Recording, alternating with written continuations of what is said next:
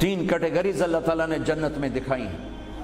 ان الابرار یشربون من کاس کان مزاجھا کافورا، نیک لوگ خود ڈال کے پئیں گے، خود اٹھا کے کھائیں گے۔ یہ ہے بوفے سسٹم، بوفے لگا ہوتا ہے نا، آپے پاؤ تے آپے کھاؤ تے آپے پیو، تو یہ ایک بوفے سسٹم والی جنت ہے کہ جنتی ڈالتے ہیں پیتے ہیں۔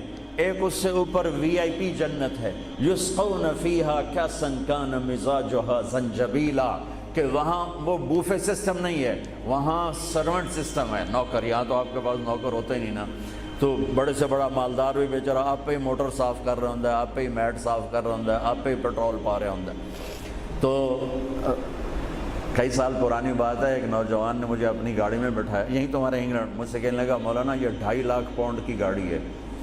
میں نے کہا اس کے میٹ کون دھوتا ہے؟ کہا ہم خود ہی دھوتے ہیں۔ میں کہا ساڑی سزوکی تھوڑے کول چنگی ہے، ساڈا ڈرائیور دھوندا ہے سارے۔ تو یسقون فیہا کاسا کان مزاجھا زنجبیلا، ایک وی آئی پی جنت ہے جہاں پلانے کے لیے نوکر ہوں گے، جہاں پلانے کے لیے فرشتے ہوں گے، جہاں پلانے کے لیے جنت کی لڑکی ہوں گی۔ میرے نبی کا فرمان ہے جنت کی لڑکی 7 سمندر میں تھوک ڈالے۔ میرے کتنے سمندری سفر ہوئے، ہر سفر میں میں یہ حدیث یاد کرتا ہوں تو پاگل ہو جاتا ہوں۔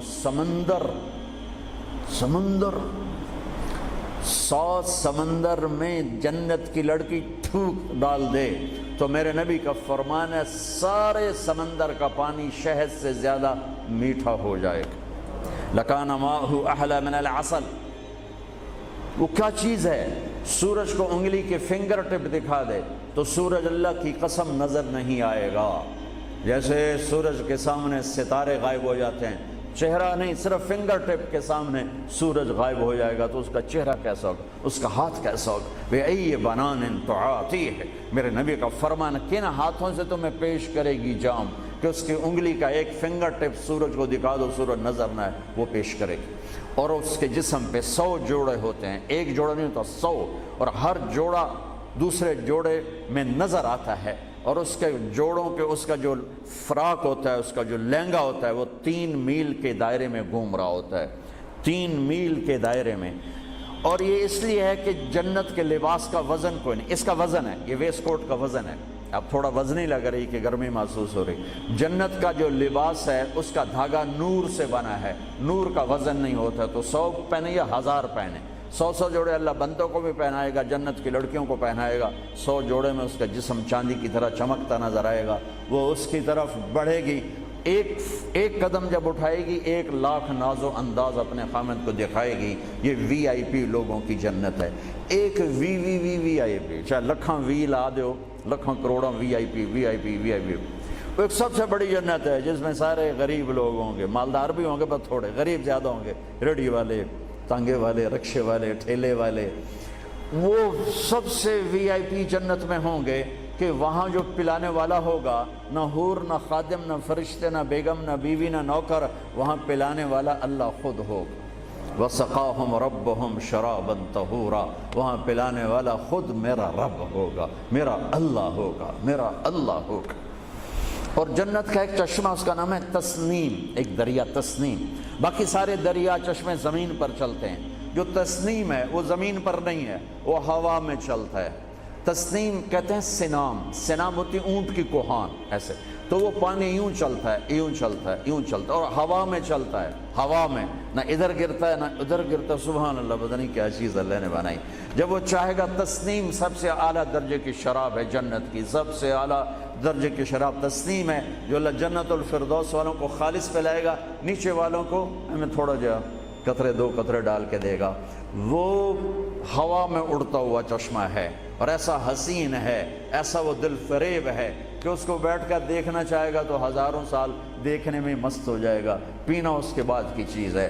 تو میرا رب وہاں خود پلانے والا ہے، میرا رب، میرے نبی پاک صلی اللہ تعالی علیہ وسلم ایک خوبصورت زندگی لے کر آئے، اور جنت کی چابی اس کے ساتھ لے کر آئے کہ اگر دنیا اور آخرت کو جنت بنانا ہے تو میرے نبی کے طریقے پر آ جاؤ۔ پاسپورٹ بن گیا، ویزا لگوا لو، ویزا محمدی سٹیمپ کرواؤ اور سیدھے مرتے ہی جنت میں چلے جاؤ، یہاں بھی مزے وہاں بھی مزے۔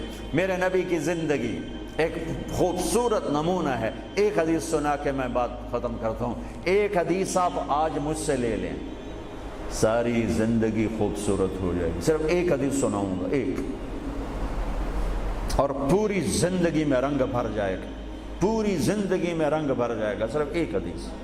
میرے نبی نے فرمایا اربع اذا كانت فيك لا يضرك ما فاتك من الدنيا اربع من كن فيه ما ضره ما فاته من الدنيا. میرے نبی نے فرمایا 4 باتیں مجھ سے لے لو. چلی نہیں 4 سوکھا کام ہے.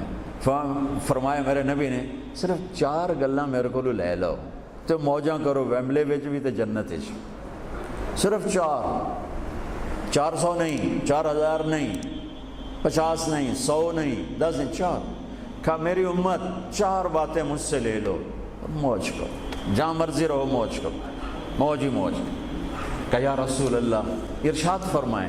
آپ نے فرمایا صدق حدیث، ہمیشہ سچ بولنا، جھوٹ نہ بولنا. ساڑھے تو پہلے تے کلی اڑ گئی نا، وکٹ ہو گئی، کیچ آؤٹ نہیں، وکٹ. میرے نبی نے فرمایا صدق حدیث، سچ بولنا، جھوٹ نہ بولنا. حفظ و امانت، کبھی کسی کو دھوکہ نہ دینا، کبھی کسی کے ساتھ 2 نمبری نہ کرنا، ہمیشہ دیانتداری کے ساتھ چلنا، ہمیشہ دیانتداری کے ساتھ چلنا، کسی کو دھوکہ نہ دینا، کسی کے ساتھ فراڈ نہ کرنا. میرے نبی نے فرمایا ایک اور حدیث جو یہ دو صفتوں کی وضاحت کے لیے، صدق اور امانت، سچائی اور امانت داری. آپ سب ماشاءاللہ جانتے ہیں کہ ہمارے نبی کو کافروں نے جو ٹائٹل دیا وہ صادق اور امین کا دیا.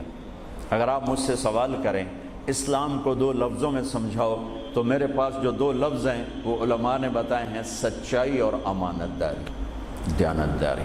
آپ مجھ سے پوچھو سارے کفر کو 2 لفظوں میں بتاؤ، سارے کفر کو 2 لفظوں میں، تو میرے پاس 2 لفظ ہیں جو علماء نے بتائے ہیں، جھوٹ اور فراڈ، جھوٹ اور دھوکے بازی.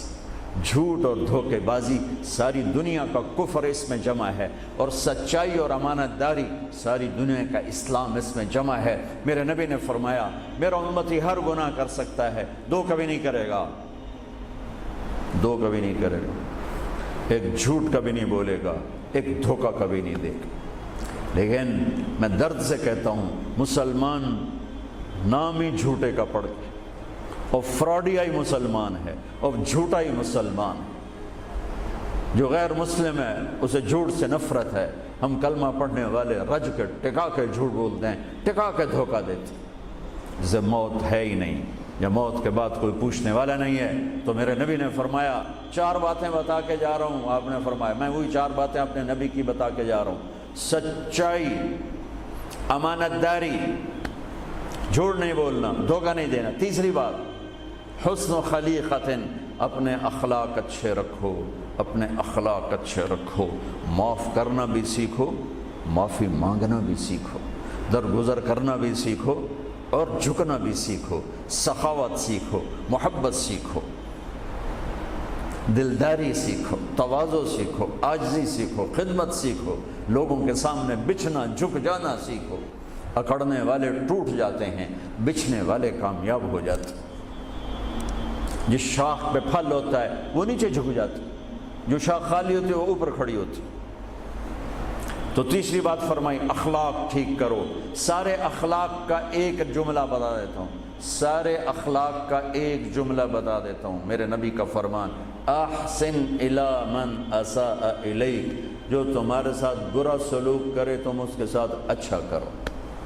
ایک جملہ. برے کے ساتھ برا بننا یہ کون سی بڑی بات ہے؟ جو تمہیں پوچھتا نہیں اس سے پوچھو، جو تمہیں دیتا نہیں اس سے دو، جو تمہیں بد دعا دیتا ہے اس سے دعا دو، جو تمہاری غیبت کرتا ہے تم اس کو دعا دو، جو تمہاری برائی کرے تم اس کی تعریف کرو. پھر دیکھو اللہ کا غیبی نظام کیسے آپ کو ہوا میں اٹھاتا ہے اور اڑاتا ہے. تو تیسری بات میرے نبی نے فرمائی اخلاق اچھے کر لو.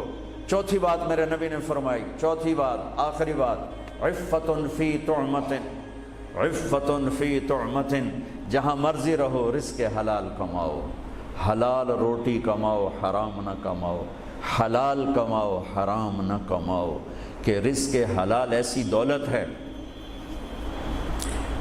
میرے نبی کی مجلس میں ایک صحابی بیٹھے تھے، سعد بن معاذ۔ آپ کی نظر ان کے ہاتھوں پر پڑی تو وہ بڑے سخت جیسے مزدوروں کے ہاتھ ہوتے ہیں، لوہے کی طرح۔ تو آپ نے ان سے پوچھا، سعد یہ تیرے ہاتھوں کو کیا ہوا ہے؟ کہ یا رسول اللہ میں بچوں کے لیے روٹی کماتا ہوں اور اس کے لیے دہاڑی کرتا ہوں، مزدوری کرتا ہوں، تو اس سے میرے ہاتھ سخت ہو گئے ہیں، تو آپ مجھے دیکھو۔ آپ نے ان کا ہاتھ پکڑا اور ایسے بوسہ لیا سب کے سامنے اور فرمایا بچوں کو حلال کھلاتے ہوئے، حلال حلال، شراب بیچ کے نہیں، جوا چلا کے نہیں، بچوں کو حلال کھلاتے ہوئے جو ہاتھ ایسے ہو جاتا ہے اس پر دوزخ کی آگ حرام ہو جاتی ہے۔ ایک حدیث بھائیو لے لو، میں لے لوں، میں بولنے والا بھی محتاج ہوں، آپ لے لیں، آپ سننے والے بھی محتاج ہیں۔ اللہ کی قسم دنیا بھی ہماری بن جائے گی، آخرت بھی بن جائے گی۔ تبلیغ کا کام ان خوبصورت صفات کو سیکھنے کی محنت ہے۔ آپ سب سے گزارش کرتا ہوں کہ اور زیادہ نہیں تو مہینے میں 3 دن ضرور آپ جایا کریں تبلیغ کے ساتھ، انشاءاللہ اس سے آپ کو بہت فائدہ ہوگا، بہت خوبصورت زندگی نصیب ہوگی۔ اور آخری بات یہ کہتا ہوں، اگر آپ کسی سے لڑے ہوئے ہیں تو اٹھ کے صلح کر لیجیے۔ اچھے 4 باتوں میں ایک بات ہے اچھے اخلاق، اور اچھے اخلاق والا کسی سے لڑ کے بیٹھ نہیں جاتا، اس سے راضی ہو جاتا ہے، اس کو راضی کر لیتا ہے۔ اگر آپ جہاں انسان رہتے ہیں وہاں جھگڑے بھی ہوتے ہیں، کسی سے آپ ناراض ہیں تو معافی مانگ لینا، معاف کر دینا، تو اللہ آپ کے پچھلے سارے گناہ معاف کر دے۔